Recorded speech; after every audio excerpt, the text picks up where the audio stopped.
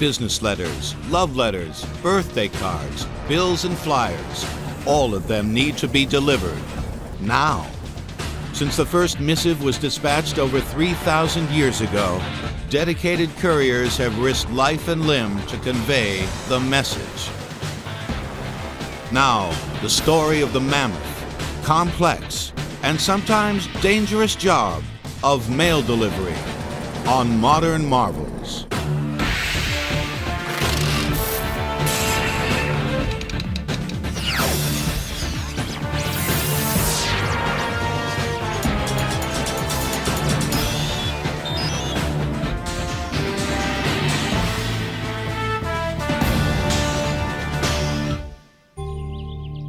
In America, the mailman stops by once a day, 6 days a week. But moving the U.S. mail is a mammoth, 24-hour, 7-day-a-week endeavor. When a letter is mailed, it joins over 600 million pieces of mail to and from destinations all over the nation and the world that are handled every day by the U.S. Postal Service. That is in excess of 40% of the entire world's mail volume. Your letter is then transferred by one of the Postal Service's 200,000 motor vehicles to its first stop, one of 40,000 United States post offices. It takes a workforce of 800,000 people to keep the mail moving, making the Postal Service the largest civilian employer in the U.S. Your letter, along with countless others headed for 128 million addresses in the U.S. alone, is first fed into the culling machine, which separates out thicker or odd-shaped envelopes for manual sorting. Then it's on to this machine. Its function is to cancel the postage stamps and then sort the letters into groups, according to the direction in which the stamp is facing. Next, this machine. It's equipped with a small camera that actually reads the zip code of the addressee. That zip code is then sprayed onto the envelope in the form of a barcode. Then, this machine sorts the letters into general zip code destinations. All the letters for that general destination are then boxed and sealed. A computer designates each box for a specific airline flight. The next stop is the airport, where your letter is put on board one of 15,000 Postal Service and private carrier flights, carrying the U.S. mail each day. Upon arrival at its destination, your letter and the others are placed into another sorting machine that reads the barcode, determining to which local post office each should be sent. At that local post office, that same type of machine sorts your letter right down to the delivery route order for the letter carrier who will complete the delivery. We provide a universal service at a uniform price. Now that means that we deliver to every address in the United States every day, 6 days a week, all year long. We're the only company that does that. But where did this amazing process begin? What are today's roots of the Postal Service?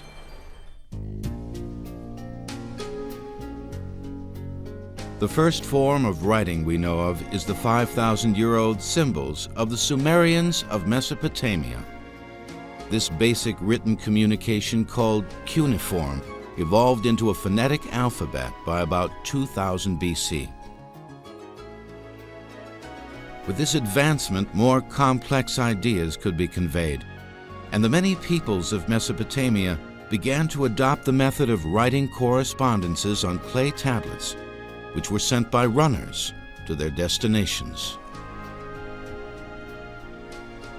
These runners are the earliest known postal messengers.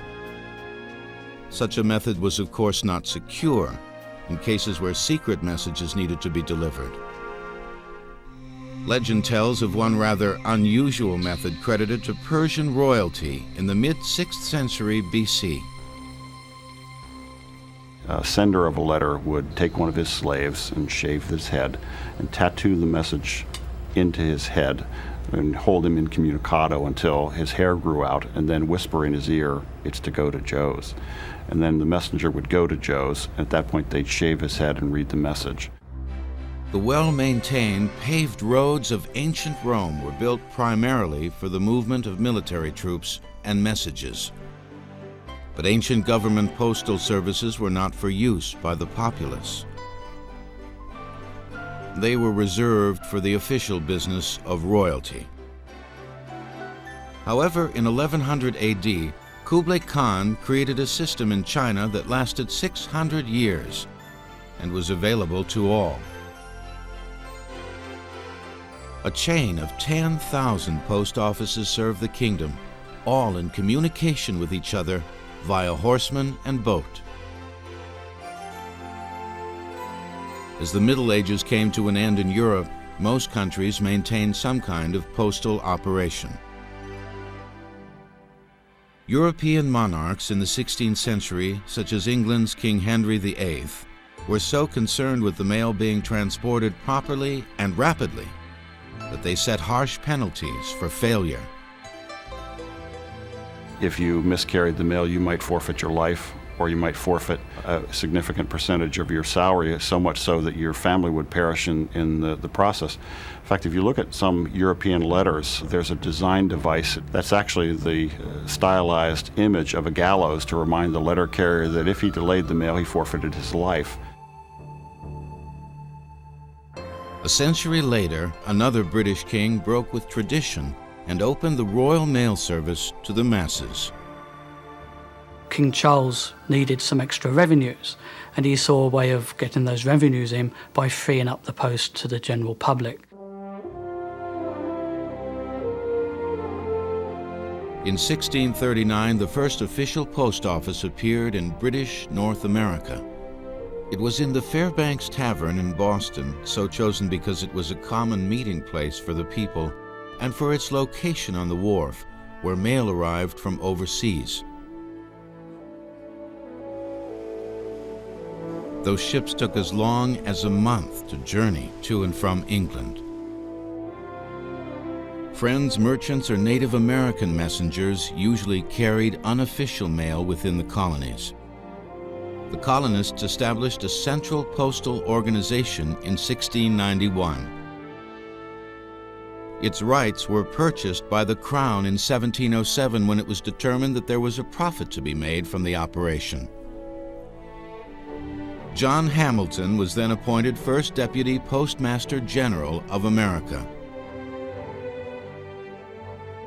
Hamilton's most notable achievement may have come in 1737 with the naming of Benjamin Franklin, a 31-year-old struggling printer and publisher, to the position of Postmaster of Philadelphia.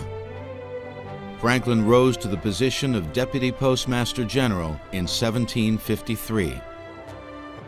Given the lack of profitability that existed in the colonial postal system, Benjamin Franklin contributed almost everything to the formation of a good, effective postal system, first for the Crown and then later for the United States. Franklin immediately set out to reorganize the service.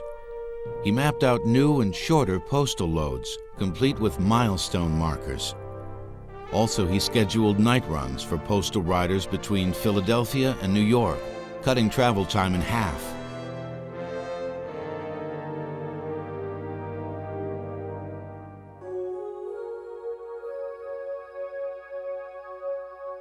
In the year 1792, there were 75 post offices in the U.S., each serving about 43,000 customers. By the early 1800s, postal officials realized that transportation was the key to mail delivery for a growing nation. So the post office helped to develop and subsidize every new mode of transport introduced into the U.S.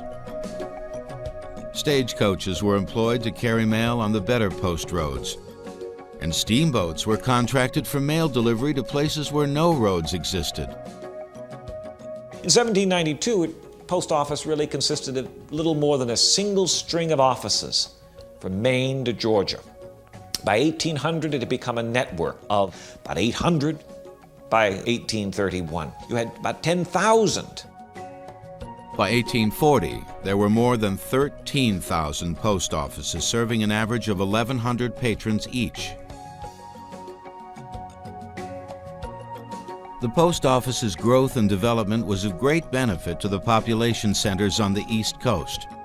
However, America was expanding westward, and with the discovery of gold in California in 1849, the pioneer movement began to boom. It took a hardy, adventurous spirit to brave the move west, and it was men of that same spirit who were entrusted with getting the U.S. mail through to the settlers of the new frontiers. As a result of America's booming westward expansion of the mid-1800s, the U.S. Post Office Department employed large ships to carry mail from the East Coast to California. The most favored route was down the East Coast to the Isthmus of Panama, across by Oxcart, and then north by a clipper ship to the West Coast. The trip across the Isthmus took approximately 6 weeks. The alternative was a 3-month journey around the tip of South America.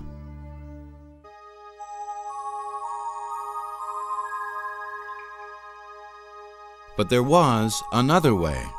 The Old West was served by many private express companies, some small, some large, but none rivaled Wells Fargo. For all intents and purposes, American rail and telegraph service stopped at the Missouri River, and so did the U.S. Post Office. And that was one signal failure of the post office in the 19th century. The government did a very good job of extending service to Michigan and to the Southwest, the old Southwest, Arkansas, Texas, and so on, but it had great trouble in California. And it was there that entrepreneurs like Wells and Fargo really saw their opening. Not only gold miners were making fortunes in California. Express companies were commonly charging 3 to 5% of the value of a gold shipment to send it back east. The total value of the gold shipped in 1851 alone was $60 million. Henry Wells and William Fargo opened their freighting and banking company in San Francisco in 1852. By 1855, through buyouts, consolidation, and good luck, Wells Fargo was the only game in town. The post office in the western reaches of the U.S. was virtually non-existent, so Wells Fargo began supplying Californians with private overland mail service to the east. The familiar dark green letterboxes of Wells Fargo were a common sight on the streets of California towns, and were sometimes brazenly placed directly next to the red U.S. Post boxes. With its 1,500 horses and 150 stagecoaches, Wells Fargo handled more mail in the West than did the post office. In California, they actually monopolized the letter-carrying business from the 1840s right up until the 1880s. If you were living in California, you felt that Wells Fargo was doing a much better job than the post office. It was even said that in the West, Wells Fargo was the post office. But even with the best efforts of Wells Fargo and other express companies, mail rarely reached California in fewer than 23 days. Speed remained the enemy of mail delivery. In 1860, the border of the western frontier of the U.S. was the Missouri town of St. Joseph. In March of that year, the giant freighting firm of Russell, Majors, and Waddell set out to prove that a team of couriers on horseback, cutting straight through the heart of the West, could beat all other express services' best times, and do so convincingly. They set up a string of 100 relay and home stations for the riders along the nearly 2,000-mile route from St. Joseph to Sacramento, California, with riverboat service continuing into San Francisco. Relay stations were every 10 to 15 miles, and they would change horses at every relay station, and then they would change riders at every home station. Generally, home stations were established locations, very likely stagecoach stops, whereas the relay stations would be far more primitive. When the rider arrived at a relay station, as soon as he dismounted, he would hop on a fresh horse and continue. Riders covered as much as 100 miles in a day. The schedule allowed for just 10 days to complete a run between San Francisco and Missouri. The Pony Express riders beat the best time of the overland stage by more than half. There is a famous poster which is quoted as saying, "Wanted, young, skinny, wiry fellows, not over 18, willing to risk death daily, orphans preferred." The pay was $50 a month. The riders included Bronco Charlie Miller, only 11 years old, and 14-year-old William Cody, later to be known internationally as Buffalo Bill. They carried nearly 38,000 pieces of mail, a combined distance equal to 24 times around the earth. Just one shipment was ever lost, and only one rider was killed. Billy Tate, he was killed by Indians, but the horse continued on in. The riders had the finest horse flesh available. They did not use sidearms to try and protect themselves, except if they absolutely had to. They relied on the horse to simply outrun the trouble. Following the closing of the final link in the transcontinental telegraph, the last rider on the last run handed over the mail in California, and the Pony Express slipped into legend just 19 months after it had begun.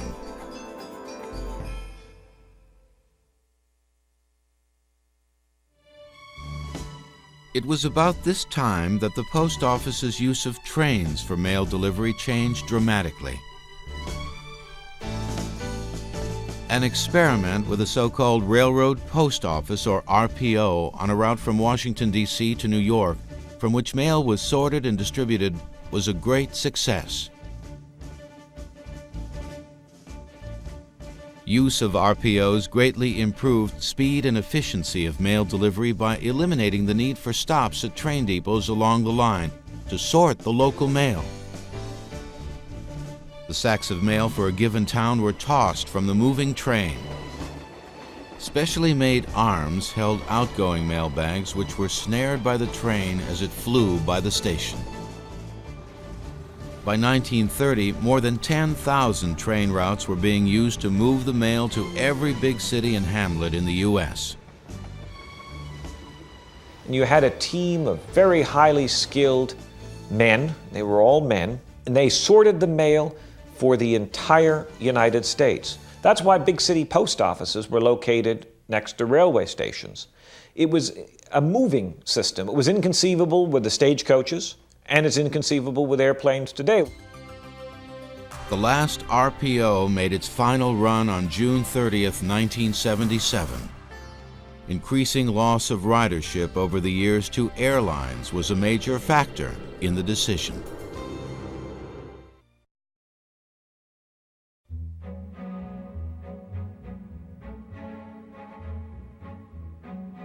Through the early 1800s, postal customers had the option of having the recipient of the letter pay the postage fee. The problem was that the addressee often refused to pay, thus refusing the letter. In such a case, the post office's labor and delivery costs were never recovered. In 1840, the British Royal Mail introduced the idea of prepayment of postage with an adhesive label known as the penny black. The U.S. followed the British lead and introduced the 5-cent Benjamin Franklin stamp and the 10-cent George Washington stamp in 1847. In 1855, prepayment of postage became mandatory in the United States. Convenience for the postal customer was increased with the appearance of letterboxes on street corners in 1858. As the 1800s neared an end, a new Postmaster General with insightful ideas for the future took office. He realized that population growth in the U.S. and its continuing shift westward were creating a steadily increasing workload for the post office.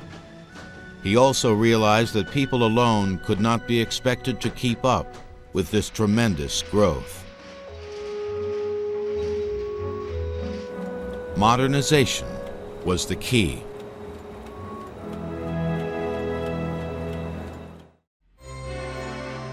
In 1790, the U.S. mail consisted of about 1,000 letters per day. By 1890, the nation's 150,000 postal workers were handling 8,000 letters per minute. John Wanamaker became the Postmaster General in 1889. While he praised the accomplishments of the U.S. Post Office Department in its first 100 years, he pointed out that the way the mail was handled had remained virtually unchanged for a century. Wanamaker's goal to make the mails go faster, more safely, and more frequently was to dominate the work of the post office during his term. But Wanamaker had even greater plans for the post office. He did help to speed the mails. He was an extraordinarily ambitious man in his business dealings and as Postmaster General. He helped to promote rural free delivery. Although it did not become available until after Wanamaker left office in 1893, rural free delivery was finally instituted just before the turn of the 20th century. More than 50% of America's population lived in farming regions. Those people, too, now receive their daily mail free of charge, a service that had been enjoyed in urban areas for decades. But he was unsuccessful in his three most ambitious ventures. He wanted the government to take over the telegraph, he wanted the government to take over the telephone, and he wanted the government to institute a parcel post. And in all three of those ventures, he was blocked by powerful business groups. Prior to 1892, all U.S. postage stamps were basically uniform in design, mostly featuring the likenesses of Benjamin Franklin and George Washington. Wanamaker decided to try something fresh and new. To celebrate the 400th anniversary of Christopher Columbus's arrival in the New World, the post office issued a series of commemorative postage stamps. Congress criticized the idea, but Wanamaker defended the stamps, saying they could become moneymakers for the post office. He was right. Today there is a wide interest in commemorative stamps, sparked in part by the 1993 release of the Elvis Presley stamp. The commemorative stamps that we do are a benefit to the Postal Service. We're at $280 million a year on commemorative stamps, and we consider that's going to continue to grow. Many of these stamps go right into private collections, much to the delight of the Postal Service, which profits from the sale of the stamp but never incurs the cost of delivering a letter. As early as 1877, the U.S. Post Office began to use machines to cancel stamps, replacing the manual method. One of the earliest innovators of canceling machines in this country was Thomas Leavitt from Massachusetts. They had their limitations. They could only cancel postal cards because of their uniform size, but they were very efficient. Leavitt's hand crank machine could cancel 15,000 postcards in 1 hour. The most adept postal worker could only hope to hand cancel 2,000 in an hour. Other companies introduced belt-driven and then electric canceling machines in the following decades. By 1920, the post office owned and operated nearly 3,000 canceling machines. Experiments in automated sorting of mail began at the main post office in Washington, D.C. in 1907. These early innovations were not as productive as they should have been. A lot of things would jam. They weren't as speedy as you might think. They relied on somebody sitting there with a keyboard kind of mechanism that didn't always work. You know, first steps don't always work. You trip and you fall. But in the course of tripping and falling, you learn how to walk.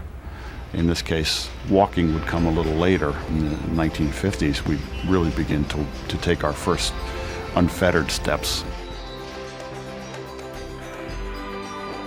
Another romantic era in the history of mail delivery was about to dawn, one that would ultimately capture the attention and fire the imagination of the entire world.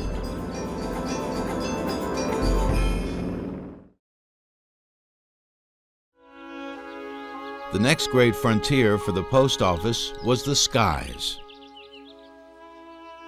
A quite unusual method for delivery of mail through the air was proposed in 1801 by a German newspaper editor. The plan was to fire hollow mortar shells filled with mail from town to town. His idea died on the drawing board. Englishman Captain Walter Wyndham is credited with organizing the first official delivery of mail by airplane. Wyndham, a motor car producer and racer who was enamored with aviation, sold his business and booked passage to India with 2 pilots and 8 airplanes in tow. Walter Wyndham was one of those visionaries that appeared at the early days of aviation, a man who could see the future, and he threw his life and his fortune into promoting the interests of aviation. A clergyman who hoped to raise money to build a new hostel approached Captain Wyndham and suggested that by inaugurating an aerial post, funds could be raised. The challenge was perfectly suited for the ambitious aviator, and the world's first airmail flight took off on February 18th, 1911.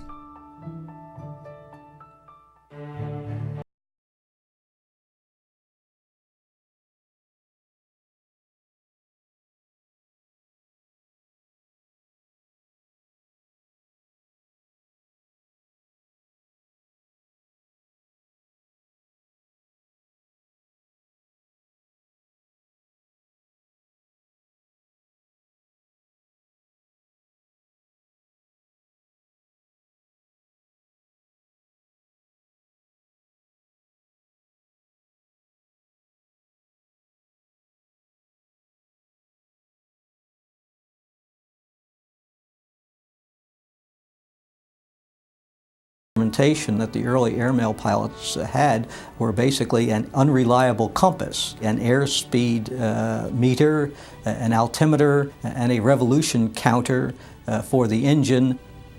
It is nothing short of a miracle that they were able to perform at the level they did given these crude instruments. Thousands of spectators converged on Washington, D.C.'s Potomac Park on May 15, 1918, to witness the historic first official postal flight to New York City by way of Philadelphia. President Woodrow Wilson presented engraved watches as commemorative gifts for the pilots flying the various legs of the route. postal workers loaded mail bags into Pilot Lieutenant George Boyle's plane, and he took off into the late morning sky to the cheers of the crowd. For 9 years, the post office operated the flights. In that period, out of the roughly 400 pilots that flew the mail, 34 died in crashes, mostly as a result of bad weather. It should be noted that at this time the pilots did not wear parachutes. Pilots voted against wearing them, in large part because it was their job to save the mail, and if they jumped out of the airplane, the mail was lost. America's new love affair with aviation turned to obsession with the first transatlantic flight, New York to Paris, by former airmail pilot Charles Lindbergh in May of 1927. But Lindbergh knew that he alone did not deserve the world's adulation.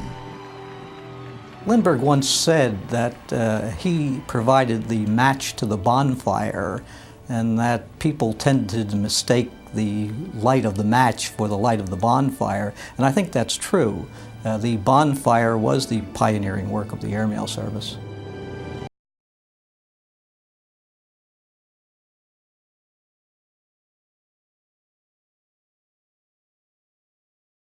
The department closed down its airmail operations in 1927. Private air carriers were awarded government contracts to carry the U.S. mail. Such was the beginning of commercial aviation. To this day, all regular U.S. mail is flown under contract by private airlines. The Postal Service does, though, maintain a fleet of planes to fly shipments of urgent delivery mail. Yesterday, December 7th, 1941, a date which will live in infamy.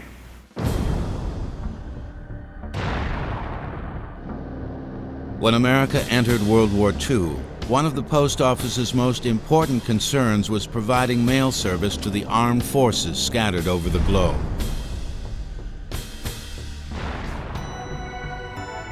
The U.S. War and Navy departments encouraged letter writing between service personnel overseas and loved ones back home, stating that frequent and rapid communication strengthens fortitude, enlivens patriotism, and makes loneliness endurable. To cut down on the tremendous amount of space taken up on military planes and ships by sacks of mail to and from service personnel, V-mail was introduced in June of 1942. V standing for victory. The post office encouraged that all letters to and from those in the military overseas be written on special letter forms that were then photographed onto microfilm. The film, not the bulky letters, was then sent overseas to military post offices. 183,000 microfilm letters could travel in a container the size of a hat box. At that point, microfilm would be used to produce a small photographic replica of the letter, and that would be what the serviceman or servicewoman would receive out in the field. It saved tremendous volumes of mail. It was not an American idea. It was actually a British idea. The idea was brilliance, absolute brilliance. More than 1.25 million V-mail letters were sent from June 1942 until September 1945. To ensure proper delivery of mail overseas, U.S. military post offices did not have names. They had numbers. Also, mailing addresses used by service personnel contained their serial numbers. Inspired by the efficiency of using a number system, in 1943 the U.S. Post Office Department developed postal zone coding for use of the country's 124 largest post offices. A 1 or 2 digit zone designation corresponded to the post office station from which letter carriers emanated. The result was fewer mail delivery errors. The speed and accuracy of mail delivery were greatly improved by use of the zip code. But for a postal system desperately in need of change, disaster was on the horizon, and eventually, rebirth.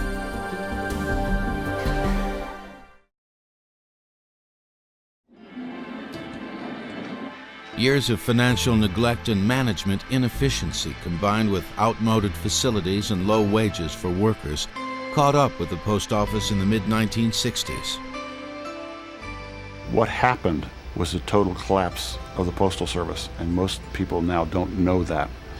But the Chicago Post Office, our largest post office, literally failed to process mail. Literally millions of pieces of mail were left stranded because the system was overloaded and could not process the mail. And at that point, the Postal Service itself had to say, we're in a race with catastrophe unless we change. A basic reorganization of the Post Office Department was proposed by Postmaster General Winton Blount in 1969.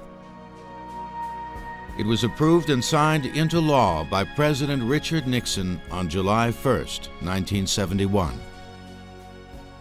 It took a politically bloated system where patronage was rampant, where pay for letter carriers and clerks was deplorable, where mail volumes were astronomical, but the ability to process the mail was ridiculously poor. It transformed all that into a much more efficient system that was much more humane. In the Old West, eager and well-equipped private express companies like Wells Fargo provided a serious direct challenge to the U.S. Post Office. Today, the modern U.S. Postal Service is once again being seriously challenged by a private industry that looks to have staked its claim to the global business arena. Companies such as Federal Express, DHL, and the world's largest United Parcel Service continue to dominate in the market for urgent delivery of mail and packages, domestically and worldwide. Urgent delivery refers to rapid, often overnight, guaranteed delivery of an item.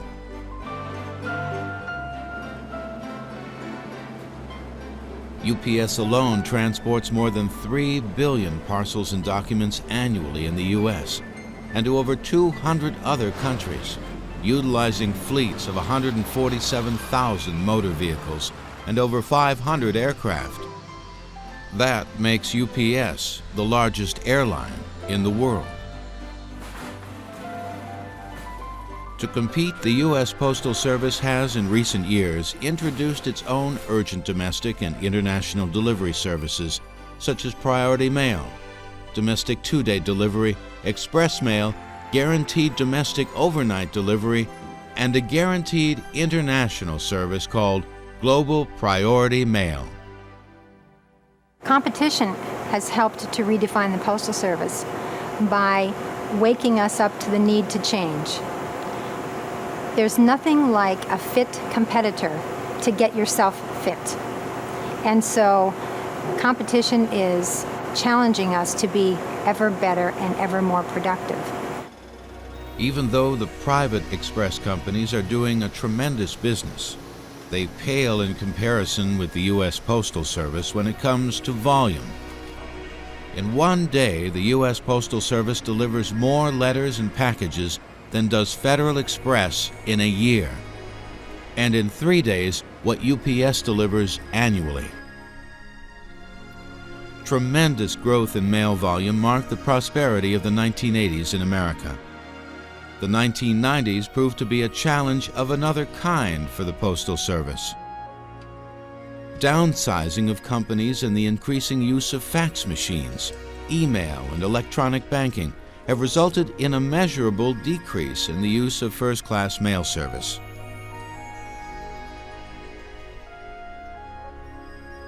To guide the Postal Service into the new frontier and the next century, Marvin Runyon, a former automobile executive at Ford and at Nissan, as well as former head of the Tennessee Valley Authority, was appointed Postmaster General in 1992. Runyon knew the technology was the key to competing successfully. It's the most critical thing we've got. New technology is moving in and really taking our business away from us. The Postal Service has more competitors than I ever dreamed of in the automotive business, and a lot of it is because of new technologies. In 1996, Runyon spent $900 million on updated postal automation and committed another $2.6 billion for the coming years. Customer service is where the Postal Service sees itself leading the pack with a worldwide website that allows the purchasing of stamps, a way to look up any zip code in the U.S., and a postage calculator. The U.S. Postal Service, as well as postal departments in other countries, is working to integrate traditional services with a new technology. For example, the marriage of email and standard letter mail. Nowadays, over 75% of letters and documents actually start on a computer. We're now able to take that information straight down the telephone line to our electronic mail centres in the UK, where we can then print and envelope that mail and insert it into the mailing system. Somebody in the US can send us their mailing information downline, and as long as we receive it by 6 p.m. London time, we will get that into the system for delivery the next morning. So you're looking at about a 16-hour delivery span. 40 centuries of evolution in mail delivery has brought us to the dawn of electronic communication. Immediate paperless transfer of information that some are convinced will replace traditional mail in America. There are, however, certain things that high-tech innovations can never replace. Delivery of mail in the future will always be there because, you know, these emails, they're nice, but you can't send chocolate chip cookies from mom through an email. You can't get a perfumed letter from someone you really care about through the email. You can't get a letter from your granddaughter sort of scrawled out through email. It's going to still require the Postal Service. We're going to be here. Public expectations and the demands of business are increasing. If history is a guide to meet those needs, technology will improve, and competition will intensify. These will define the role of mail delivery services and determine their viability in the 21st century.